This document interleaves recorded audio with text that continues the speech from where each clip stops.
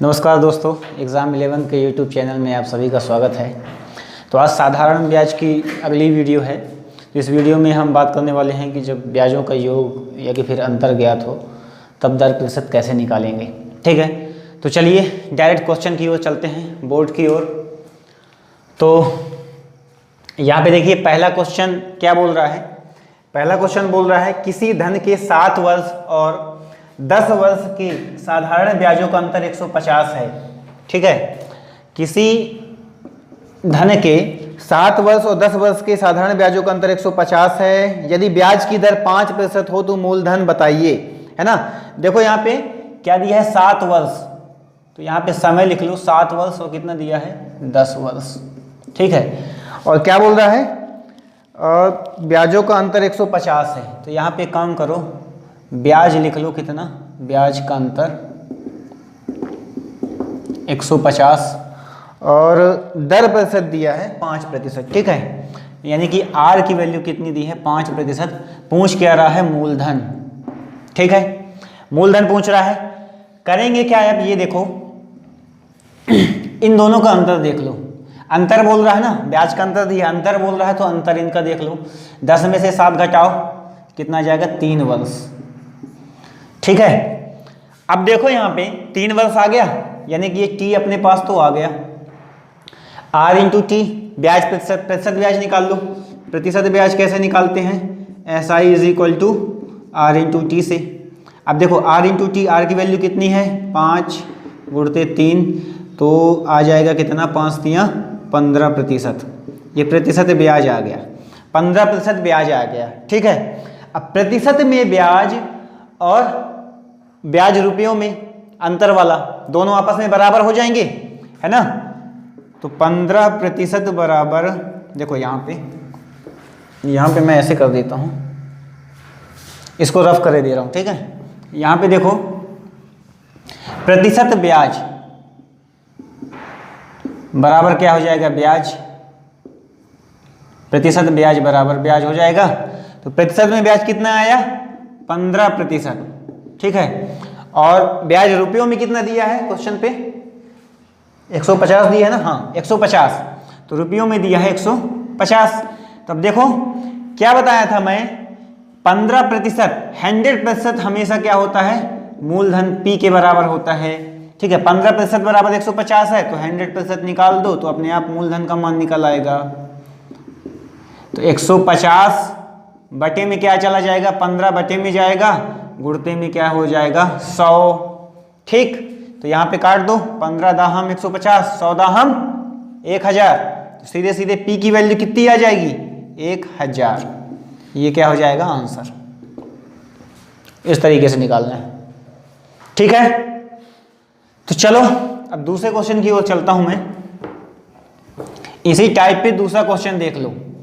ठीक है, तो देखो दूसरा क्वेश्चन क्या बोल रहा है, किसी धन के 6% वार्षिक ब्याज की दर से, किसी धन के 6% वार्षिक ब्याज की दर से 3 वर्ष के ब्याज और 6 वर्ष के ब्याज का योग, देखो इसमें योग दे दिया है ना, योग कितना है 270 रुपए है, तो वह धन ज्ञात कीजिए।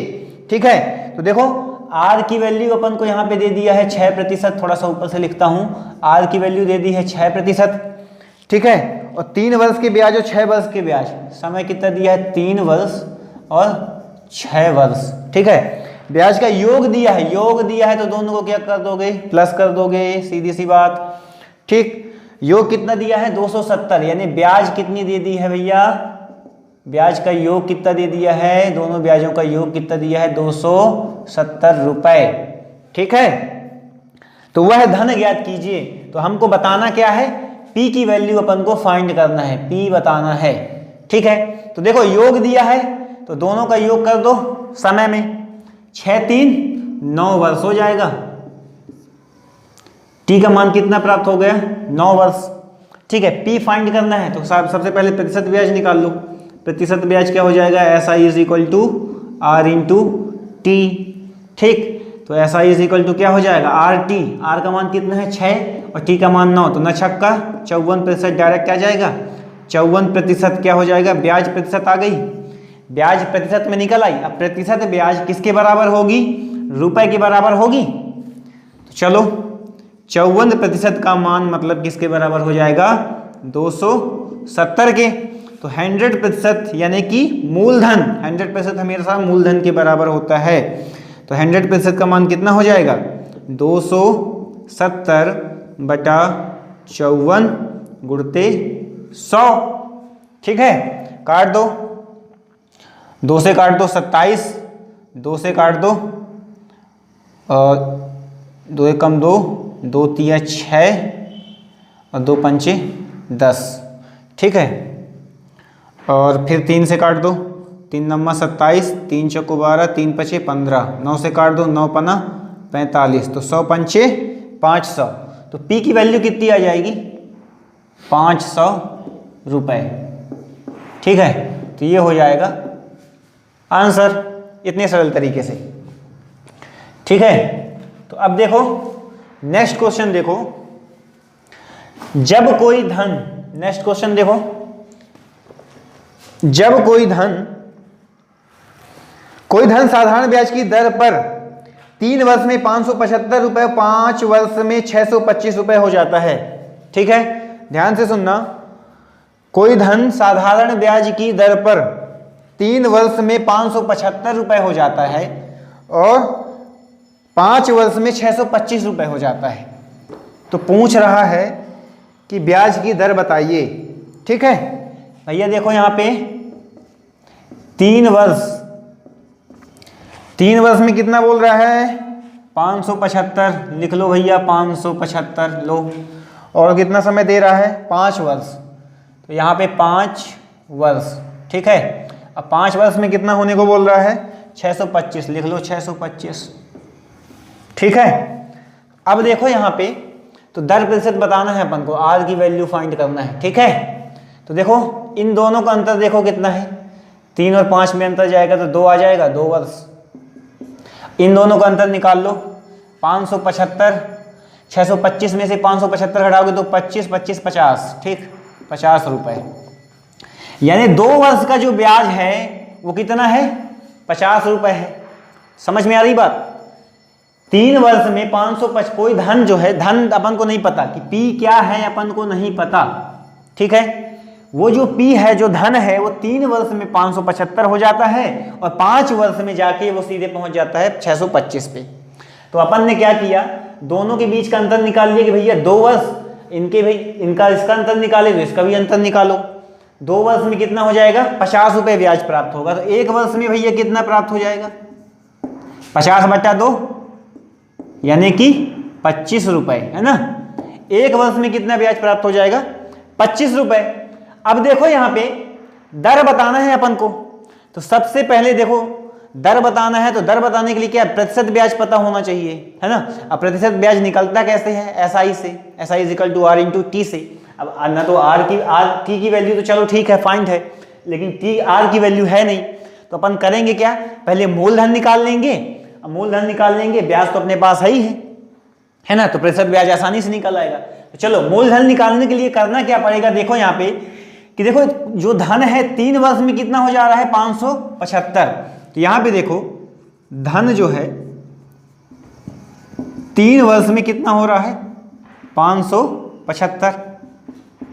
ठीक है, अब देखो 575 जो ये धन हो रहा है ना, मतलब ये ब्याज जुड़ के 575 हो रहा है ना। 3 वर्ष में ब्याज जुड़ के कितनी टोटल धन कितना हो जा रहा है? 575। तो 3 वर्ष का यदि मैं ब्याज निकाल लूं और 575 में से घटा दूं तो मुझे मूलधन प्राप्त हो जाएगा। समझ में आ रही बात? तो 3 वर्ष का चलो ब्याज निकाल लो, तो 3 वर्ष का ब्याज निकालो। 3 वर्ष का ब्याज कितना हो जाएगा? 1 वर्ष का जब 25 रुपए है तो 3 वर्ष का कितना हो जाएगा? 3 गुणते 25 यानी कि 75 रुपए। ठीक है, 3 वर्ष का ब्याज कितना प्राप्त हो गया? 75 रुपए। अब इस 75 को यदि मैं 575 से घटा दूं, है ना, तो अपन को मूलधन प्राप्त हो जाएगा। तो मूलधन जब निकलेगा अपना, कैसे निकलेगा? 575 में से क्या करो? 75 को घटा दो, तो पी कितना हो जाएगा? 500 रुपए पी आ गया। ठीक, समझ में आ रही बात? 500 रुपए क्या हो जाएगा? पी की वैल्यू आ जाएगी, यानी मूलधन आ जाएगा। अब देखो यहां पे मूलधन आ गया, ब्याज अपने पास है, बस प्रतिशत ब्याज निकल आएगी। कैसे देखो, 25% ब्याज कितना है, सॉरी एक वर्ष में ब्याज कितना है, 25 रुपए है। ठीक है, तो 25 रुपए ब्याज प्राप्त हो रही, किस पे, ब्याज हमेशा मूलधन पे प्राप्त होती है, 500 पे प्राप्त हो रही ना, 25 बटे 500 गुणते 100 कर दो, 100 पंचे 500 पचम 25, कितना आ गया 5%। लेकिन ये आया क्या है, ब्याज प्रतिशत आया है ना। अब प्रतिशत ब्याज आ गई है, तो प्रतिशत ब्याज अब निकालना क्या था, दर। तो दर अथवा समय निकालने के लिए क्या फॉर्मूला बताया था कि प्रतिशत ब्याज में टी से भाग दे दोगे तो आर प्राप्त हो जाएगा। तो ये प्रतिशत ब्याज है, प्रतिशत ब्याज में टी से भाग दो, टी कितना, ये ब्याज 25 रुपए कितने वर्ष में प्राप्त हो रही है, 1 वर्ष में, तो 1 से भाग दे दोगे तो सीधे क्या 5% ही आएगा, डायरेक्ट आंसर। ठीक है, समझ में आई बात। अब देखो यहाँ पे यदि 25 नहीं रखना हो आपको, मान लो 25 की जगह 50 रखना हो कि भैया ब्याज तो 2 है, 2 ब्याज निकाले, 1 वर्ष 2 वर्ष दोनों निकाले, तो 50 भी रख सकते हो। लेकिन जब 50 रखोगे ना तो यहाँ पे भाग 1 से ना करके 2 से करना पड़ेगा, क्योंकि 2 वर्ष का ब्याज 50 हो जाएगा। ठीक है, बात समझ में आ गई। ठीक है, तो चलता हूं मैं दूसरे क्वेश्चन की ओर। तो दूसरा क्वेश्चन क्या बोल रहा है कि ब्याज की किस दर से, ठीक है, इसको फटाफट मिटा देता हूं मैं। तो देखो इस तरीके का जो सरल क्वेश्चन है ना, इस तरीके से क्वेश्चन बनेंगे, कुछ भी हार्ड नहीं है, केवल थोड़ा सा समझने की जरूरत है, प्रैक्टिस करो। ठीक है, मेरे बताने वास्ते कुछ नहीं होने वाला है, वीडियो देखने के बाद आपको प्रैक्टिस करना जरूरी है। ध्यान रखना, चाहे जितना अच्छा टीचर मिल जाएगा, यदि आप प्रैक्टिस नहीं करोगे तो नहीं बनेगा। अभी तो समझ में आ जाएगा, लेकिन बाद में फिर से भूल जाओगे, तो प्रैक्टिस करते रहो। ठीक है, तो चलो देखो दूसरा क्वेश्चन देखो इस पे। नेक्स्ट क्वेश्चन, ब्याज की किस दर से यानी कि आर की वैल्यू फाइंड करना है। फिर से देखो यहाँ पे बोल रहा है कोई धन 4 वर्ष में 928, 4 वर्ष में कितना हो जा रहा है 928, ठीक है, और 6 वर्ष में 992 रुपए हो जाएगा, और 6 वर्ष में कितना हो जाएगा 992 रुपए बोल रहा है। ठीक है, अब देखो यहां पे सेम कंडीशन पिछले जैसे, अंतर ले लो, कितना हो जाएगा 2 वर्ष।